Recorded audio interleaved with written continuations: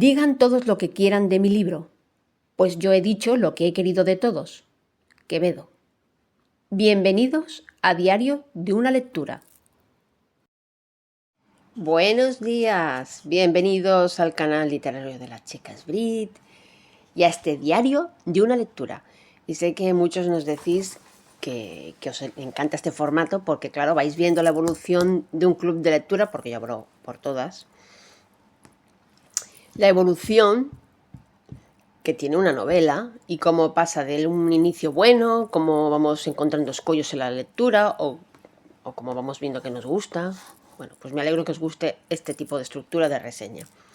Hoy tenemos una novela que me recomendó la librera de La Irresistible, una librería en Lleida.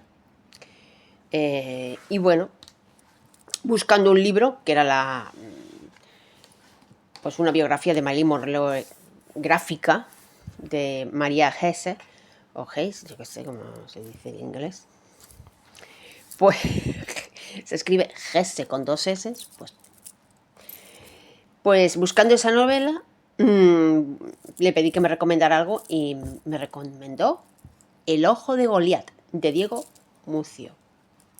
Bueno, un escritor argentino. Es una novela que se publicó en 2021 y está dividida en 3 partes. Tiene una valoración muy buena en Amazon, de 4 sobre 5 estrellas. Ganó el premio Medife 2023 y es la primera novela del autor.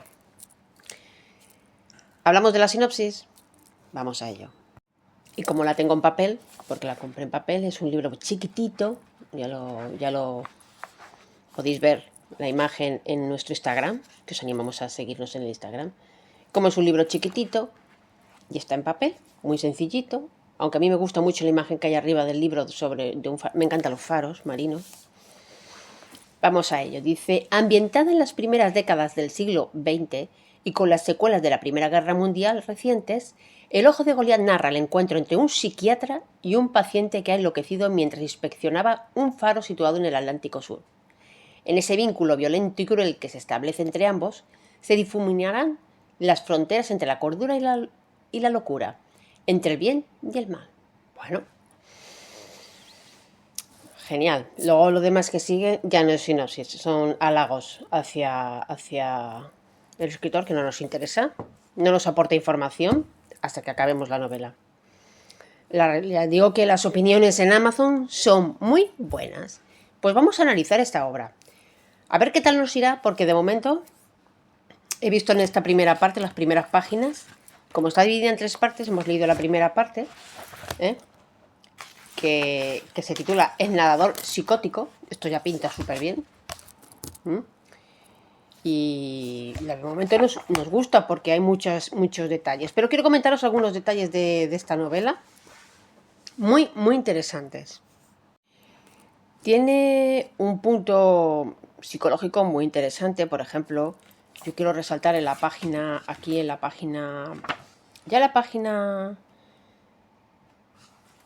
17, habla un poquito sobre el sanatorio, en esta primera parte, sobre los procedimientos del psiquiatra.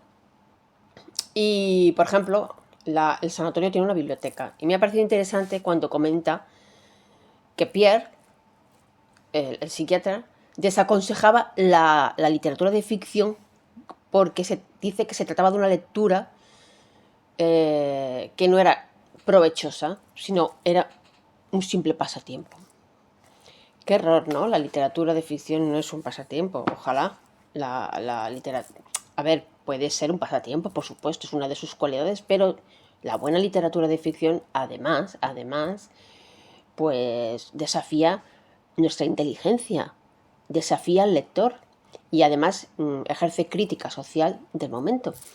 Pero bueno, me ha parecido interesante. Luego en la página 29 también encuentro una cosa, que en esto siempre Martina es muy insistente cuando nos dice ella que, por ejemplo, que las técnicas policíacas sobre los perfiles los perfiles que se suelen hacer los criminalistas, los perfiles, ¿no?, del asesino, dice que son demasiado generalistas y no todo el mundo encaja en él. Las etiquetas, hay gente que no encaja en las etiquetas y que entonces se tiene que tener un punto de mira mucho más amplio a la hora de tratar a una persona, ¿no? No generalizar, ¿no? Y de hecho así lo pone en la página 29, ¿no? Dice, este psiquiatra siempre decía que las personas normales no existen. Es una falacia. Me ha gustado. Las personas normales no existían. Nunca habían existido. Ni antes ni después de la guerra. Y dice, en todo caso había dos clases de seres, los que prevalecían sobre sus demonios, encerrándolos bajo sientes llaves en las regiones más remotas de sus psiques, y aquellos que terminan por ceder a su influjo. ¡Guau! ¡Guau! ¡Qué frase! La tengo aquí subrayada en lápiz, sí, los que no subrayan los libros, retorceros. ¿Qué haces? Estoy subrayando mi libro, porque me da la gana. Bueno, seguiremos hablando de esta novela que me parece muy, muy profunda y que vamos a aprender cositas. ¡Adiós! Bienvenidos a este diario de una lectura. Estamos con El ojo de Goliat, de Diego Mucio, y en esta segunda sesión hemos leído la segunda parte de la novela que se titula El diario del ingeniero David Bradley. Pensad que ahora estamos en una parte epistolar, porque se narra el diario del paciente, y lo primero que encontramos, esto me ha parecido súper interesante y fascinante, para mí es fascinante, claro. Lo primero que encuentras es una referencia, ya en el título, se cita un libro bíblico, que es Primera del libro de Samuel. 15:3, capítulo 15, versículo 3, y también Primero de Samuel, capítulo 17, versículo 46. Y dice así, destruye todo lo que tiene, y no te apiades de él, mata hombres, mujeres y niños, y yo te venceré y te cortaré la cabeza. Bueno, ¿por qué hace referencia el autor a estos textos bíblicos? No es casualidad. Siempre que veamos una referencia en un libro, es interesante investigar. Aquí se está hablando, en el libro de Samuel, se relata cómo se instruye a Saúl, el que sería el rey Saúl. Samuel instruye a Saúl, por orden de Dios, para que destruya a los amalequitas o amalecitas. ¿Quién eran los amalequitas? Bueno, os advierto que es un pasaje muy desafiante del Antiguo Testamento porque claro, en el Antiguo Testamento vemos mucho la justicia divina, luego ya el Nuevo Testamento ya es otra cosa, la justicia divina. ¿Por qué? Porque Dios, Jehová, Yahvé, le pide a Samuel que instruya a Saúl para que mate a los amalequitas.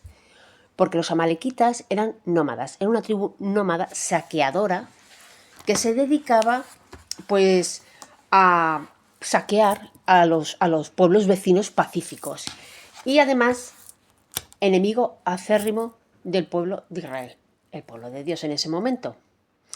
De hecho, la primera vez que atacaron a los israelitas, los amalequitas lo hicieron justo cuando los israelitas acababan de salir de Egipto y estaban en éxodo.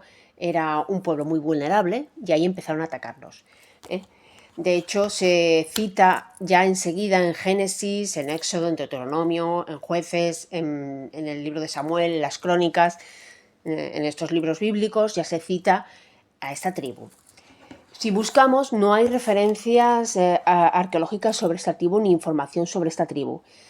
Antes, no sé si lo sabéis, en las tribus se les ponía el nombre del fundador de esa tribu. Pues Cam, cananeos, cositas así, ¿no? Entonces se cree que puede ser Amalek, amalequitas. Y por la referencia que da la Biblia en el libro de Génesis, sabéis que en Génesis hay unas listas de padre no sé quién, hijo de no sé quién, hay unas listas de genealógicas. Todo esto tiene un interés porque al final, por esas líneas genealógicas, llegamos a Jesucristo. Aparece Amalek como nieto de Saúl, se cree como nieto de Saúl. Si es así, Amalek fue el que fundó la tribu de los amalequitas, ¿vale? Pues bueno, de ahí viene. Y como lo cita aquí, al final tener en cuenta que ese pueblo se exterminó, así lo comenta las escrituras. El hecho de que lo cite justamente en el libro, ¿no? Y yo te venceré y te cortaré la cabeza, creo que es muy interesante, porque en ese diario hay cositas de este paciente, hay cositas que tienen mucho que ver con estos textos bíblicos, no con el contexto, ¿no? No con los amalequitas, sino con el contexto de la justicia divina y un poquito la obediencia, el hacer lo que te mandan. Bueno, seguiremos contando cositas. Adiós. Bienvenidos a la tercera sesión de este diario de una lectura con el ojo de Goliat. Novela que me recomendó la librería La Irreductible. Porque en la anterior sesión no sé qué dije. La Irresistible. No es La Irresistible, es La Irreductible. Es La Irreductible, que es una librería que está pasado el puente viejo de Lleida, en la zona de Capón, pues esa librería. Yo iba a buscar un libro, pero ya aproveché y la librera me recomendó este libro, muy bien recomendado, por cierto, porque estamos ya en la parte epistolar, en la parte del diario del ingeniero, de David Bradley, que es el que va a ir al faro, el ojo de Goliat. Hay muchas referencias bíblicas en el libro y eso me encanta. Sabéis que me fascina todo el tema bíblico, la narrativa bíblica me encanta. Y en la narrativa bíblica, Goliat, muchos conoceréis la historia, David contra Goliat. Goliat era un escudero, por decirlo así, un mercenario del ejército filisteo. Aunque él no era filisteo, venía de otro pueblo donde las personas tenían una genética grande, de gigantes, grandotes. Era un hombre grande y luchaba con el ejército filisteo. ¿Qué sucedió? Él formaba parte de un ejército que asedió durante 40 días al ejército israelita. ¿Y qué pasa? Pues que Dios, Yahvé, Jehová, metió mano. Utilizó a David, a un joven David, que en aquella época debía tener 17 y 18 años, para liquidar a Goliat. Y así lo hizo, en el nombre del Señor, David, con una onza, liquidó a Goliat, lo tumbó al gigante Goliat. El hecho de que el faro, donde va el ingeniero a trabajar, se llame el ojo de Goliat, tiene mucha lógica y coherencia. Imaginaros, si Goliat era un guerrero, un luchador gigante, su ojo debía verlo todo. Y por eso el faro tiene ese nombre, ¿no? El ojo de Goliat. Ya sabéis que los faros se utilizan para que los barcos no choquen de noche o los días de tormenta o los días oscuros contra la costa. Entonces, fijaos. Pero además, Goliat representa la maldad, por supuesto. En el contexto narrativo es la maldad, el desafío a Yahvé, el desafío a Jehová. Entonces, ese sitio es espectacularmente siniestro. Estamos leyendo esos diarios y teniendo en cuenta que no era el primer destino del ingeniero, David no tenía que ir a ese faro, tenía otro destino y se torcieron las cosas y no sabemos por qué. Le toca ir al ojo de Goliat. Bueno, seguiremos hablando de esto. Interesante, la historia narrativa bíblica, ¿no?, de David y Goliat. Como un pastor de ovejas se enfrenta a un guerrero filisteo y lo tumba.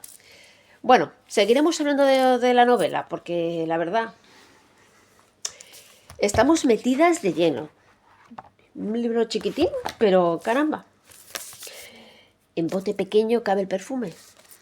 Bueno, también el veneno. Sí, es verdad, también el veneno. Adiós.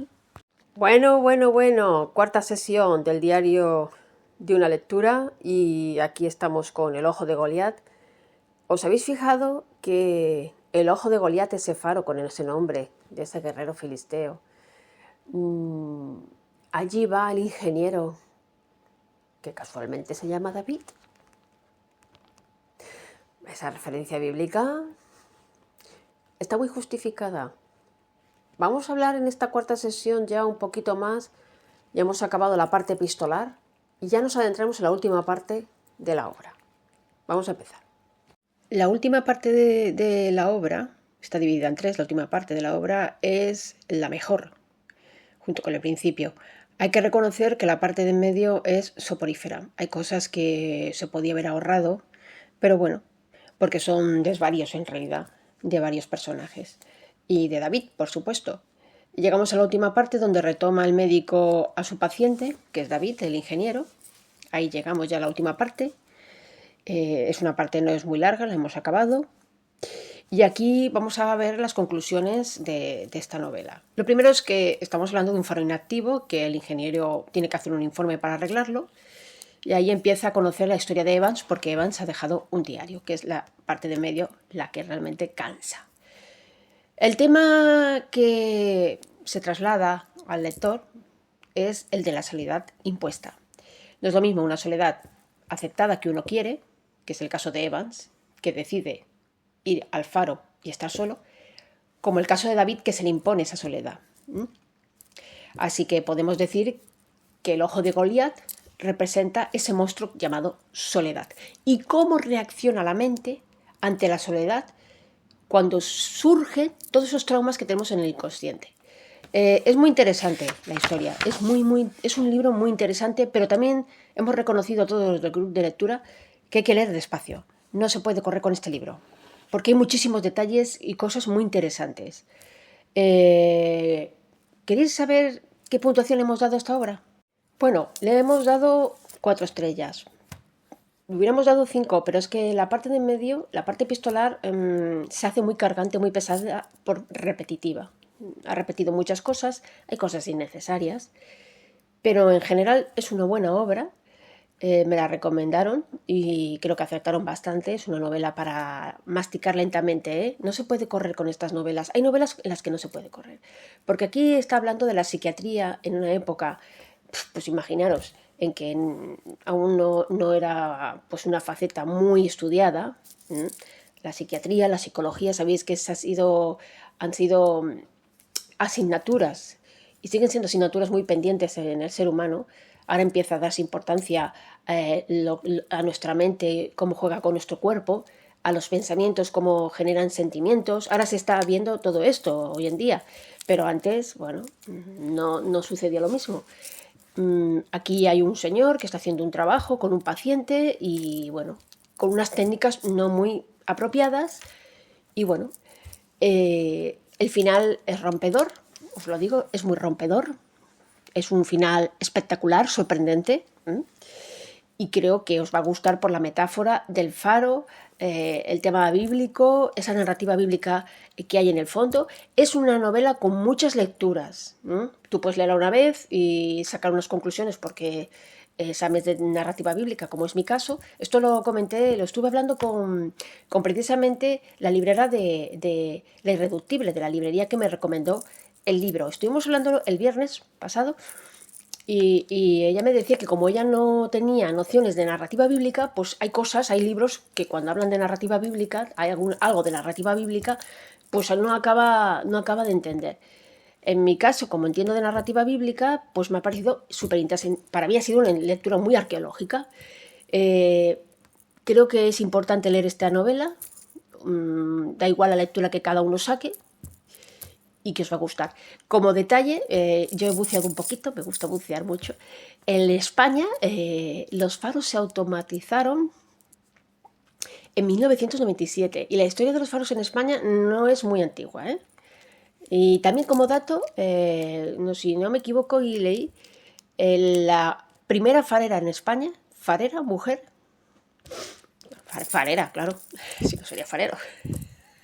Pero como vivimos en este lenguaje inclusivo absurdo, perdonadme, pero es absurdo, la primera farera pues fue en 1990.